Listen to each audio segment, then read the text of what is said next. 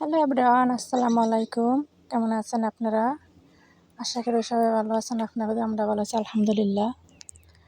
আমি আজকে পাক করতেছি আলু দিয়ে, তারপরে দেওয়া মুরগির মাংস, ভেন্ডি ভাজি, তারপরে একটা বড় মাছের লেজা ছিল, কাতলা মাছের, এটা বুনা করছি।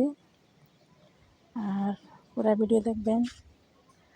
আর আমার আম্মু আমার সাথে অনেক দুষ্টামি করতেছে, তো পাক শাক করতেছে। আমি আমার আম্মু চাইতেছে আমার পাক করার হেল্প করতে বললে, কোড়াকাটি করতে বললে,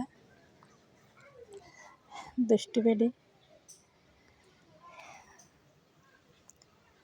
মাশাল্লাহ বড় হলে মনে হয় আমার সাথে কাজ করব, পাক শাক মনে হেল্প করব। আমি দিতেছে না, না দিলে অনেক কান্দাকাটি করে, যার মধ্যে আমি করতে পারবো।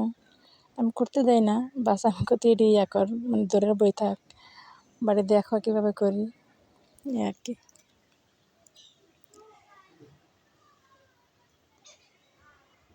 মেয়েরা শুধু মার দুঃখটাই মনে বুঝে। আমার আম্মুকে, আম্মু তুমি সব কাজ করো, আমি করতে পারি না, আমি বড় হইতেছি না, আমি তো কাজ করবো।